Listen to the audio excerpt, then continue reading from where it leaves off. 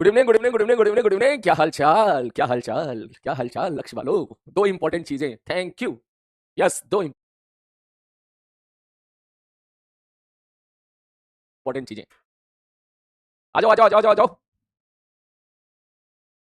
हम्म। आज खत्म कर दो सिलेबस सर। आज खत्म कर दो सिलेबस। अरे नहीं यार, वोमिटिंग हो जाएगी तुमको, है ना।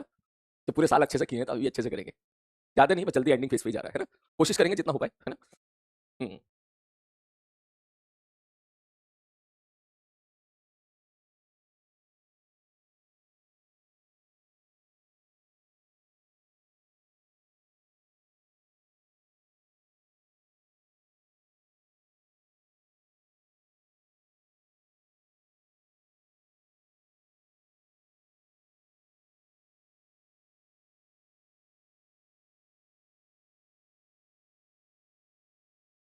ये बात तो है, तुम्हारी पढ़ने की कैपेसिटी तो बढ़ गई है, ठीक है। ये बात तो है भाई। और एक दूसरी बात और मैं आप लोग सबसे कहना चाहूंगा।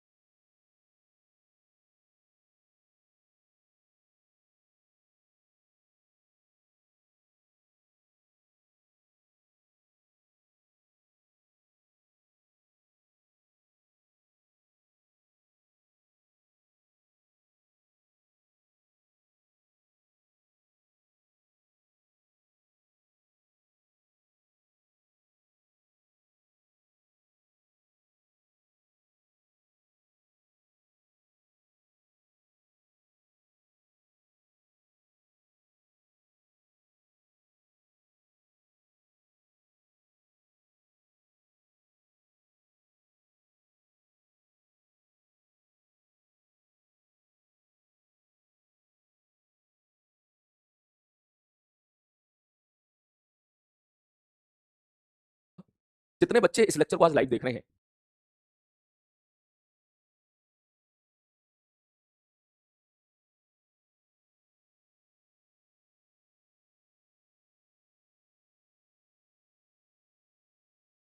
ठीक है, या आप कुछ दिन के बाद रिकॉर्डेड देख रहे हैं, 10 दिन 5 दिन 20 दिन इतना भी चल जाता है।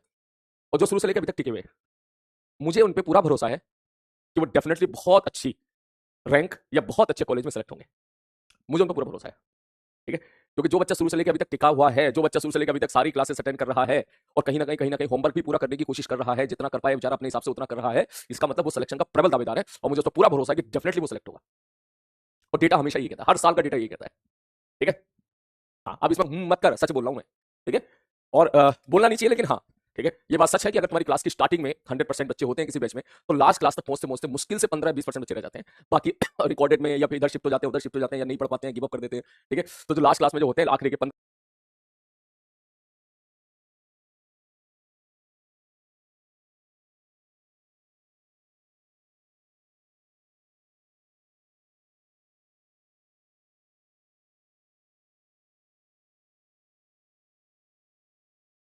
15%, 20%, 12%, 18%, ठीक है। तो उनसे तो भाई साहब possibility of selection very high होती है, ऑलमोस्ट वो बच्चे सारे के सारे सिलेक्ट हो जाते हैं, ठीक है। थोड़ी बहुत 11th वेस्ट देख सबको फील आता है, उसको लग रहा है सर बात 12th का तो ठीक है, 11th वेस्ट है, थोड़ी बहुत सबको फील आती है। मेरे को भी फील आती है कि मेरी मैथमेटिक्स कमजोर हो गई है, ठीक है। लेकिन जिस दिन मैं हथियार उठाऊंगा ना, ठीक है, उस दिन मैथमेटिक्स में फोड़ा फाड़ी मचाना शुरू कर दूंगा, मुझे पूरा भरोसा है अपने ऊपर, ठीक है। तो वही बात मैं आपसे कह रहा हूँ कि आपको लगता होगा कि आपकी 11th वेस्ट है, लेकिन जिस दिन आप थोड़ा सा रिलैक्स होंगे, थोड़ा सा फ्री होंगे, यहाँ से थोड़े से आजाद होंगे, ठीक है, और 11th क्लास के चैप्टर्स की तरफ जब वापस जाओगे, तो आपको सारी चीजें पुरानी जितनी थी वो सारी की सारी आपको याद आ जाएगी, सारी की सारी, ठीक है। ये है ना। ओके। तो भैया दो बातें हैं इसमें, इंपॉर्टेंट बातें, ठीक है, क्योंकि तुम्हारा बैच मेरे दिल के सबसे ज्यादा करीब है। तो दोनों बातों की शुरुआत मैं आपके बैच से करना चाहता हूं, ठीक है। जिसमें पहली बात यह है कि आप लोगों को मालूम है कि जो है अब सिलेबस हमारा कंप्लीशन की तब धीरे धीरे कोशिश रहेगी पूरी, ठीक है। लेकिन एक मोमेंट फिर ऐसा आएगा, समझ मारिए, कि कहीं ना कहीं तू हो सकता है अपने हिसाब से पढ़ाई करना स्टार्ट करे, करना भी चाहिए, ठीक है। जब मैं आपको बोल दूंगा कि चलो आप चाहो तो अपने हिसाब से पढ़ाई स्टार्ट कर सकते हो, ठीक है। भले ही मैं रिवीजन कराऊं, लेकिन कुछ बच्चे अपने हिसाब से भी पढ़ना पसंद करते हैं, जो कि अच्छी बात है, बुरी बात बिल्कुल नहीं है। एक मोमेंट ऐसा भी आएगा जब बीच में मैं आप लोगों को कुछ ब्रेक दे दूंगा, ठीक है, 10-15 दिन का पूरा सेल्फ स्टडी का, मैंने कहा सेल्फ स्टडी का, जी मीन से जस्ट पहले 10 दिन का, कि भाई बढ़िया तरीके से पढ़ाई करो, अपनी अपने हिसाब से अपनी कमियों को फाइंड आउट करो, अपने अकॉर्डिंग पढ़ो, ठीक है। या हमारी क्लास की फ्रिक्वेंसी जो है वो थोड़ी कम हो जाएगी, या फिर जो है जी मीन्स 1 के बाद फिर जो है, फिर भले ही अगर सपोज मैं वरुण बैच मैं लूँ, मैं I will try my best, मैं पूरी कोशिश करूँगा। इस चीज़ को वैसे फाइनल डिसीजन मैनेजमेंट का होता है, ठीक है, लेकिन मैं ही लूँगा जहाँ तक बात हुई है। तो इन दैट केस जो है फिर ये लक्ष्य की क्लास के पोर्टल में क्लास नहीं होंगी, फिर वरुण बैच के पोर्टल में होगी। तो इन दैट केस जो है, मेरा पॉइंट पहला इंपॉर्टेंट बात ये है कि मैं चाहूंगा कि आप लोगों से कनेक्टेड रहूं, आप मुझसे कनेक्टेड रहो। ठीक है। अब कनेक्ट होने के हमारे सामने वो तीन ही माध्यम है बेटा। पहला माध्यम तो ये लाइव क्लास है, जब तक चल रही है तब तक कनेक्ट है। दूसरा माध्यम यूट्यूब है, लेकिन वो यूट्यूब वन साइडेड है। ठीक है, मैं इधर से बोलता हूँ, आप उधर से जो है कोई क्लास आ गई तो आ गई, लेकिन यूट्यूब में भी बहुत ज्यादा, आप जानते हो, हर टीचर की क्लास होती है वहां पर, तो वो ज्यादा होता नहीं है। और तीसरा इंस्टाग्राम है। इंस्टाग्राम पे बाकी बकैती तो खूब होती है, लेकिन पढ़ाई से रिलेटेड बात नहीं हो पाती है। ठीक है, कोई पढ़ाई से रिलेटेड कुछ इन्फॉर्मेशन देनी है, वहां सपोज गलती से डाल देता हूं तो बच्चा वहीं शुरू हो जाता है, यहाँ भी पढ़ाना शुरू कर दिया है, नाक में दम कर दिया आपका अकेले मास्टर ने। तो नाक में दम करने के लिए एक दूसरे चैनल की तरफ, यस, ये आपने मुझे पहले भी बोला था, मुझे पता है, मैंने इग्नोर की थी चीजें, क्योंकि मेरा सारा ध्यान बैच पे था। आपने मुझे पहले ही बोला था कि सर जो है आप प्लीज ये काम कर लो सर, ये काम कर लो सर। तो मेरा सारा ध्यान आपके पूरे बैचेस की तरफ था, तो मैंने इन चीजों की तरफ ध्यान नहीं दिया, लेकिन मुझे अब मुझे उसकी जरूरत महसूस हो रही है। ठीक है, उस वक्त मुझे कोई महसूस नहीं थी जरूरत। ठीक है, मुझे लग रहा था अपने लाइव बैचेस चल रहे हैं बढ़िया तरीके से, उन पर फोकस करते हैं, उनको अच्छे लेवल पर कंटेंट देते हैं। लेकिन अब महसूस होगी, क्योंकि धीरे धीरे क्लास जो है हमारी धीरे धीरे जब एंडिंग फेज पे जाएगी 1-2 महीने के बाद, तो फिर कोई जरिया माध्यम बना रहना चाहिए कि मैं अगर सपोज मुझे लगे कि यार ये कोई इंपॉर्टेंट सवाल है, चल करके दिखाओ भाई, तो मैं कैसे दूंगा आपको। रात के 3 बजे मेरे दिमाग में बात आ गई, मैं यार ये सवाल अच्छा, चलो करो भाई। ठीक है, यस, तो इन दैट केस लक्ष्य वालो, स्क्रीनशॉट ले लो। ठीक है, ये ले, मैं किनारे हो रहा हूं।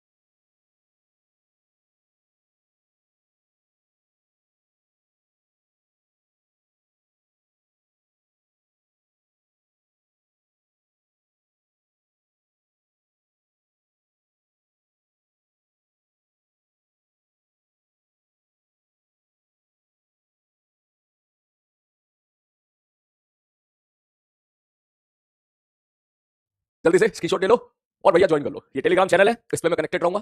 जो भी मेरे दिमाग में खुराफाती आती है, जो भी मैसेज हम लोग व्हाट्सएप पे भेजते हैं एक दूसरे को, ठीक है, एक दूसरे को परेशान करते हैं, ठीक है, वो जो भी इस तरह की खुराफाती होंगी, जो भी क्वेश्चंस मेरे दिमाग में कभी आएंगे, कोई भी मुझे बात अपनी आपसे कहनी होगी, पढ़ाई से रिलेटेड बात कहनी होगी, या कभी कुछ इंपॉर्टेंट चीजें मुझे भेजनी होगी, एग्जाम से रिलेटेड इंपॉर्टेंट चीजें मुझे भेजनी होगी, किसी भी चीज से इंपॉर्टेंट चीजें मुझे भेजनी होगी, वो मैं सारी इन्फॉर्मेशन इस चैनल पे भेज दिया करूंगा। क्लियर है? ओके, मैं इसको स्लाइड में भी अटैच कर दूंगा, टेंशन मत लो। ठीक है, मैं इसको स्लाइड में भी अटैच कर दूंगा। स्क्रीनशॉट पॉसिबल नहीं है तो बाद में ले लीजिएगा। ठीक है, जो लैपटॉप से देख रहे हैं फोटो खींच लीजिएगा, फोटो खींच के ज्वाइन हो जाइएगा सारे लोग इसमें जो भी है इस टाइम पे। ठीक है, हाँ, तो पहली इंपॉर्टेंट बात तो ये थी। ठीक है, ओके, मैं इसको इंस्टाग्राम पे भी अपलोड कर दूंगा, स्टोरी में डाल दूंगा, अभी डाल देता हूं मैं। ठीक है, तो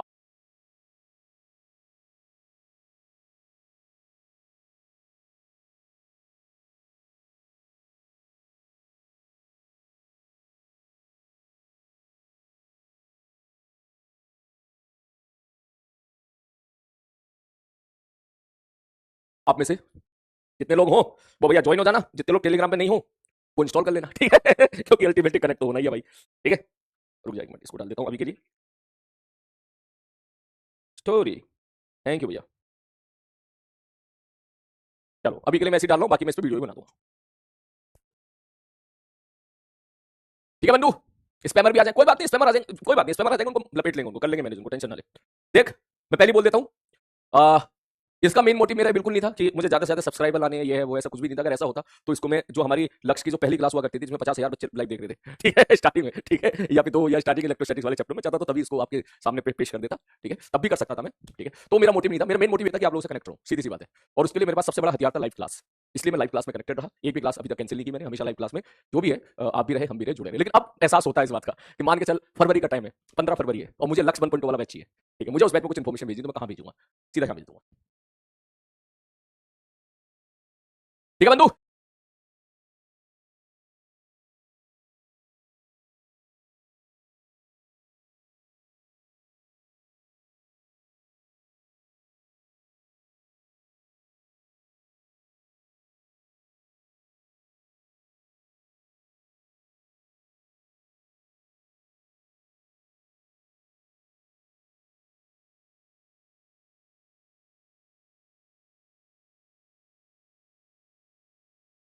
ओके, चलो पहली इंपॉर्टेंट बात तो हो गई भाई साहब ये।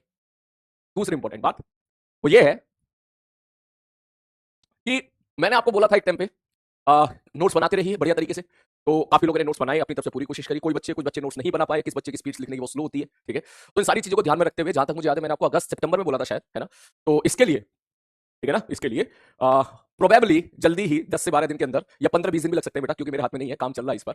सलीम भैया की भी किताब, ठीक है, मार्केट में आने वाली है, ठीक है, जिसमें मैंने इस बात का पूरा ध्यान रखा है कि आप अगर उतने नोट्स अगर अच्छे तरीके से पढ़ लो, ठीक है, तो आपका पूरा कंसेप्ट मींस और एडवांस का आपका रिवाइज हो जाए बढ़िया तरीके से, ठीक है। ये स्पेशली इस बात के लिए है, ध्यान से सुन लो, किस बात के लिए कि भाई साहब आपने, क्योंकि ऑनलाइन में मैं तो पीपीटी प्रोवाइड करा देता हूँ भाई यहाँ पर। अब एक एक पीपीटी क्या, एक एक चैप्टर की मैं चेक कर रहा, तो भाई 800 900 पीपीटी है। अब 900 पीपीटी का भाई तू क्या करेगा भाई, प्रिंट आउट निकालने जाएगा तो इतना मोटा हो जाएगा, ठीक है। तो जिन बच्चों ने नोट्स बनाए तो बहुत अच्छी बात है भाई, ठीक है। ये कांग्रेचुलेशन नहीं, ये सब आपके लिए है, ठीक है, ये सब आपके लिए है ना, ये सब आपके लिए है, कांग्रेचुलेशन वाली बात नहीं है, सब आपके लिए, ठीक। तो कोई भैया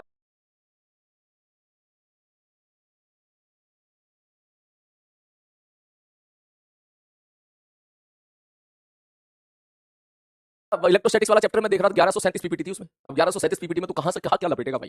तो ये बात सच है कि भैया जिस बच्चे ने नोट्स बना रखे वही बच्चा जो है सिलेक्शन की तरफ ज्यादा निकल जाता है, और जिसने सब किसी कारणवश नोट्स नहीं बनाया या नहीं बना पाया, या उसके बाद वो कंटेंट नहीं है, तो उसके पास मार्केट में बहुत सारी किताबें ऐसी हैं कि जो चैप्टर पढ़ने जाएगा तो इतनी मोटी किताबें हो जाएंगी कि तुम जाता है एक चैप्टर उठाएगा, ये मोटी किताब, दूसरे चैप्टर ये मोटी किताब, 5 चैप्टर को मिटा के ये मोटी किताब, वो पढ़ने का वक्त नहीं है, ठीक है। तो ऐसा क्या हो कि आप ऐसा कौन सा कंटेंट तुझे ऐसा प्रोवाइड कर दूं कि जिसको तू पढ़ ले तो तुझे सारी की क्लास की सारी बातें याद आ जाएं, क्लास का तुझे कंटेंट सब रिवाइज हो जाए और बढ़िया तरीके से तो तैयार हो जाए। इस बात को ध्यान में रखते हुए, ठीक है, वो किताब का काम जो है मैंने अगस्त सितंबर में स्टार्ट करवा दिया था, ठीक है। तो कायदे में ये कंप्लीट होने जा रही थी, मुझे लग रहा है क्या कहते हैं उसको, मार्च अप्रैल में कंप्लीट हो रहा था काम उसका। लेकिन मैंने फिर ऊपर बात की, मैंने कहा भैया हमारे लक्ष्य वाले बैच के बच्चे हैं, ठीक है, प्रयास वाले भी हैं, मैंने कहा भैया उनका सिलेबस जनवरी तक, ओ दिसंबर में खत्म हो जाएगा, दिसंबर फर्स्ट वीक में खत्म हो जाएगा।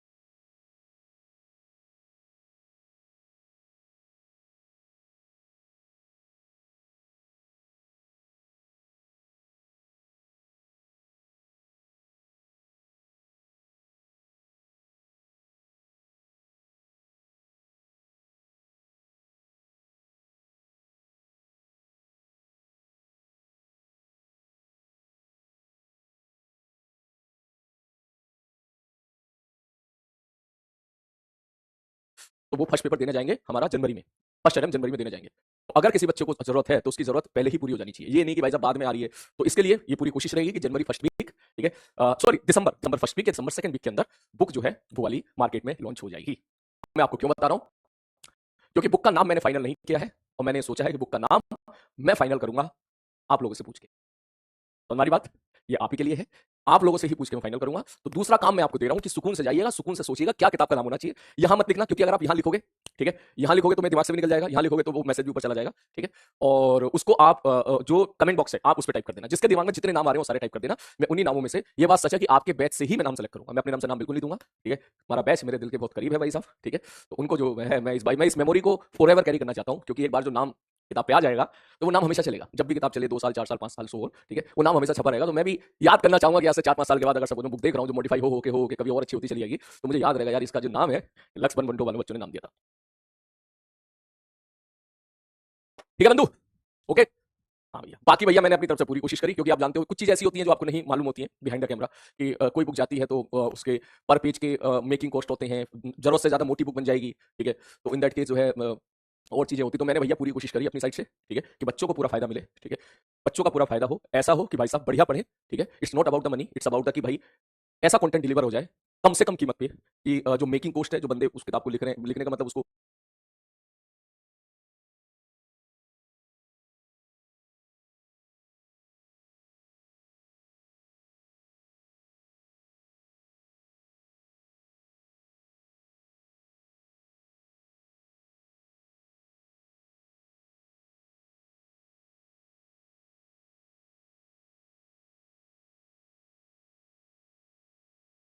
टाइप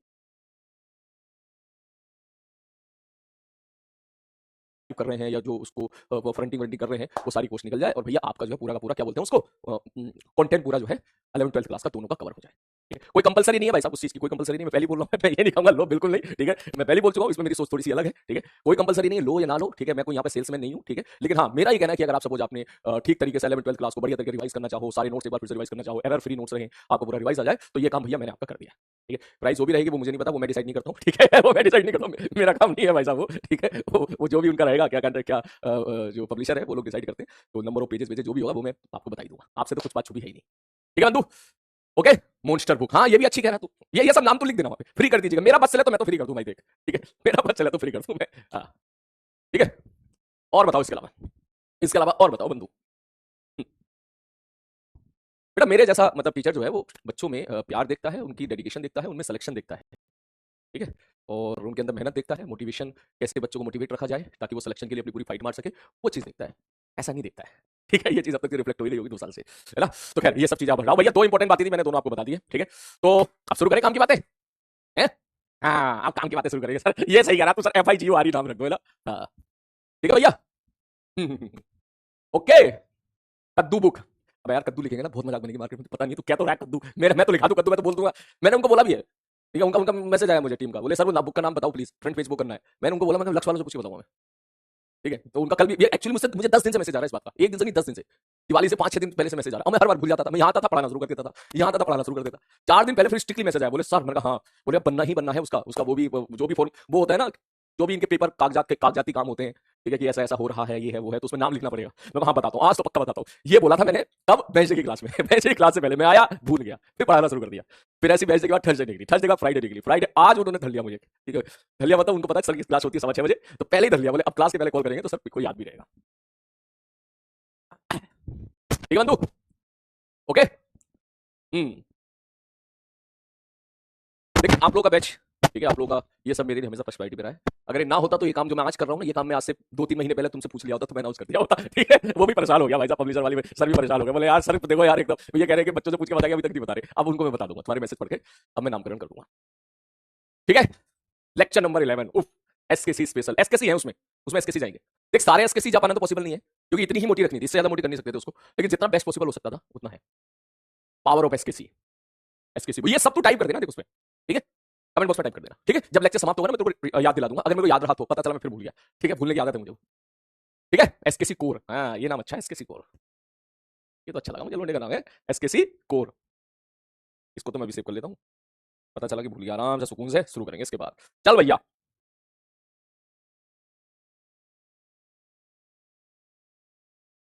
स्टार्ट करें।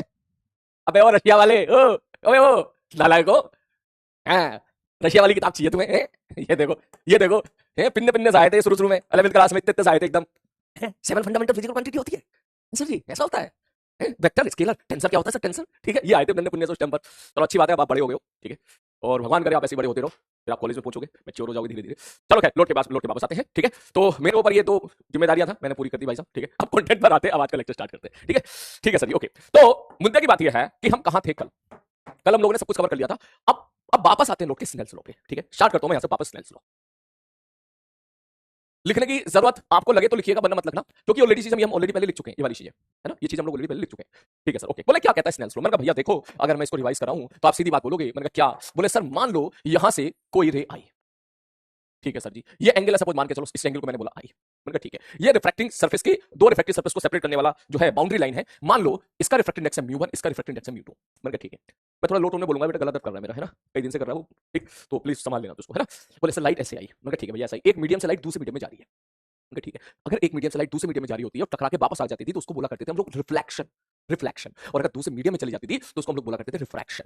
ठीक है सर जी, ओके। तो ये जो लाइट इधर आ रही है, मैंने कहा ठीक है, बोले सर ये लाइट जाना तो इधर जा रही थी, अगर इसको इसके हाल पे छोड़ देते तो लाइट इस तरफ जाना चाह रही थी ऐसे। मैंने कहा ठीक है, तो ठीक है भाई साहब, इधर जाना चाह रही थी, लेकिन जैसे दूसरे मीडियम में गई ये क्या हो गई मेरे भाई, बेंड हो गई। ये बेंडिंग ऑफ लाइट, ऑल हम लोग हाइगन्स प्रिंसिपल में ही पढ़ चुके हैं, ठीक है, लेकिन यहाँ पर उतना नहीं पढ़ना है, यहाँ पे तो भैया काम काम की बात पढ़नी है। बोले क्या? बोले सर जैसे ही यहाँ पर रिफ्रैक्टिव इंडेक्स चेंज हुआ तो इसका मतलब अगर मैं इस पॉइंट पर मैंने यहाँ पर क्या डाला मेरे भाई, नॉर्मल डाला, और तो हमने देखा ये जो लाइट है ये बेंड हो गई, अपने पास से डिविएट हो गई, या तो नॉर्मल की तरफ मुड़ गई या नॉर्मल से अभी मुड़ गई। मतलब ठीक है भाई साहब, सपोज एग्जांपल के तौर पे मैंने ऐसा नोटिस किया कि ये जो है नॉर्मल की तरफ मुड़ गई ऐसे, लाइक दिस। ठीक है सर, ओके, ऐसे मुड़ गई। तो सर ये जो नॉर्मल था इसके साथ सपोज इसने एंगल बनाया आर, मैं रिपीट कर देता हूं, इसको हम लोग, ये सब हम पढ़ चुके हैं, इसको हम पढ़ चुके हैं, इसको मुझे ज्यादा टाइम नहीं देना चाहिए सर। इसको बोलते थे हम लोग इंसिडेंट रे, ये हो गया नॉर्मल, ये हो गया रिफ्रैक्टेड रे। इंसिडेंट रे ने नॉर्मल के साथ जो एंगल बनाया उसको बोला था एंगल ऑफ इंसिडेंट, ये हो गया रिफ्रैक्टेड रे। रिफ्रैक्टेड रे ने नॉर्मल के साथ जो एंगल बनाया उसको बोला हम लोगों ने क्या, एंगल ऑफ रिफ्रैक्शन। मतलब बिल्कुल सही बात है सर, इस मीडियम का रिफ्रैक्टिव इंडेक्स है म्यू1, इसका रिफ्रैक्टिव इंडेक्स है म्यू2, तो मैं बोल सकता हूं यहां पर हमें सबसे पहले कुछ लॉ मिले, स्नेल्स लॉ। स्नेल्स लॉ में जो मोस्ट इंपॉर्टेंट काम की चीज है वो यही है कि सर म्यू1 साइन आई बराबर म्यू2 साइन आर, खत्म बात, समझ मारिए। ठीक है सर जी, बाकी एक दूसरा लो, बोले सर ये जो नॉर्मल है, ये जो इंसिडेंट रे है और ये जो रिफ्रैक्टेड रे, ये तीनों एक ही प्लेन में होते हैं, ठीक। ये सब चीजें मैं लिखा नहीं रहा हूं, ये शायद मैं आपको ऑलरेडी लिखा चुका हूं। तो ये कहता था स्नेल्स लॉ म्यू1 साइन आई बराबर म्यू2 साइन आर। मैंने कहा ठीक है भाई साहब, ओके। इस पर एक छोटा सा सवाल भी कर लेते हैं, क्योंकि आज का सेशन हमारा यहीं से स्टार्ट होगा। सपोज मैं क्वेश्चन में ऐसा कह दूं, एक छोटा सा सवाल मैं यहां पे ले लूं, मैं तुझे बोल दूं भाई साहब कि मैंने बोला ये रिफ्लेक्टिंग सरफेस का मीडियम है और सॉरी सेपरेटिंग मीडियम है, लाइट रे आई और ऐसे से ऐसे चलेगी सपोज, या हमको नहीं पता कैसे चलेगी, आप तो बता दो कैसे जाएगी। अगर मैं कह दूं ये नॉर्मल है और भैया जी ये वाला जो एंगल है इसको मैं कह देता हूं सपोज ये एंगल कितना है भाई साहब, 60 डिग्री है। बोला ठीक है सर, ओके। बोले यहाँ का म्यू बताओ, मैंने कहा यहाँ का म्यू मैंने कह दिया 1 है, ओके, और यहाँ का म्यू मैंने कह दिया भाई साहब कितना है। तो आप सीधा बोले लाइट जाना कैसे चाह रही है, मगर लाइट जाना चाह रही है भाई साहब ऐसे, इस प्रकार से लाइट जाना चाह रही है। बोले ठीक है सर, इस प्रकार से जाना चाह रही है, लेकिन हुआ क्या, क्या इस प्रकार से जा पाई? मैंने कहा नहीं भैया इस प्रकार से नहीं जा पाएगी। बोले फिर क्या होगा? मैंने कहा ये कहीं डिविएट हो जाएगी, अपने पास से विचलित हो जाएगी, ऐसा बोल देते हैं हिंदी में। तो बोले सर किधर जाएगी? मैंने कहा उसके लिए लगा भैया स्नेल्स लॉ, म्यू1 साइन आई बराबर म्यू2 साइन आर। तब म्यू1 कितना है? मैंने कहा 1 है। साइन आई कितना है? मैंने कहा साइन 60 √3/2 बराबर म्यू2 कितना है? मैंने कहा √3 into sine r. √3 cancel out हो गया, साइन आर बराबर आ गया हाफ, इसका मतलब आर बराबर कितना आ गया भाई साहब, आर बराबर आ गया मेरे भाई यहाँ पर 30 डिग्री। समझ मारी, 830 डिग्री आ गया। मैंने कहा ठीक है भाई साहब, 830 डिग्री का मतलब क्या होगा सर, नॉर्मल के साथ एंगल 30 डिग्री बनेगा। नॉर्मल के साथ 30 डिग्री का मतलब ये हो गया कि सर जो रेस ऐसे जा रही थी वो रेस अब कैसे जाएंगी? मैंने कहा भैया वो रेस अब ऐसे चली जाएंगी, लाइक दिस, इस प्रकार से चली जाएगी, इस प्रकार से।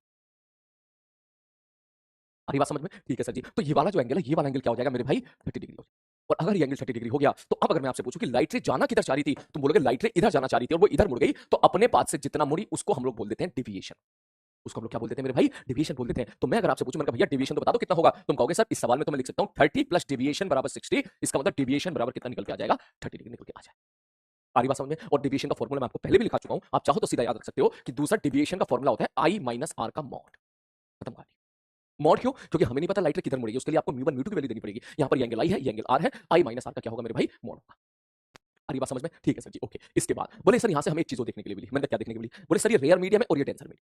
जब लाइट रेयर से डेंसर में गई तो नॉर्मल की तरफ मुड़ गई। तो अगला इंपॉर्टेंट पॉइंट हमारा ये रहा कि जब भी कभी लाइट रेयर से डेंसर में जाएगी, ठीक है, तो क्या होगी, टुवार्ड्स द नॉर्मल मुड़ जाएगी। और जब भी कभी डेंसर से रेयर जाएगी तो अवे फ्रॉम नॉर्मल हो जाएगी।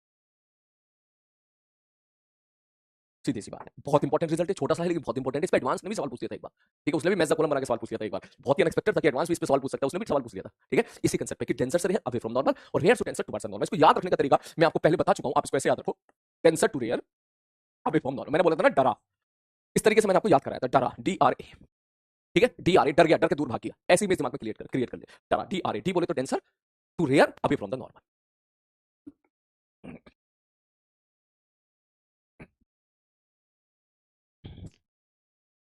तो ये चीजें, इतनी चीजें तो हम ऑलरेडी पहले पढ़ चुके थे, ठीक है। मुझे एक बार ये द्वारा जरूर बताना था ताकि हम लोग आगे जब खेले तो तेरा पूरा माइंडसेट क्लियर रहे। ऐसा ना हो कि मैं आगे सवाल लेके जा रहा हूं और तेरे को याद आ रहा है मेरा फॉर्मूला, तेरे को याद आ रहा है लेंस फॉर्मूला, ठीक है। इसलिए एक माइंडसेट क्लियर होना जरूरी है कि what basically we are going to study, कि अब हम पढ़ने वाले हैं प्लेन रिफ्रैक्शन, ठीक है। ये क्या है, इसको हम रिफ्रैक्शन ही तो बोलेंगे, ये है क्या, ये रिफ्रैक्शन ही तो है। कैसा रिफ्रैक्शन है? प्लेन रिफ्रैक्शन है। इसका मतलब ये और आसान है। कर्व वाला तो मुश्किल था। बोले कर्व वाला मतलब भाई ये प्लेन रिफ्लेक्शन की बात है, ये क्या था, ये प्लेन है, लाइट को ऐसे भेजा आपने, लाइट ऐसे चली गई। बोले ठीक है सर जी। मैंने कहा हम तो इससे मुश्किल वाला पढ़ के आ चुके हैं। बोले कौन सा? बोले जब ये कर्व रिफ्लेक्शन था, जब ये ऐसे था या जब ये ऐसे था, हम तो ये भी पढ़ के आ चुके हैं।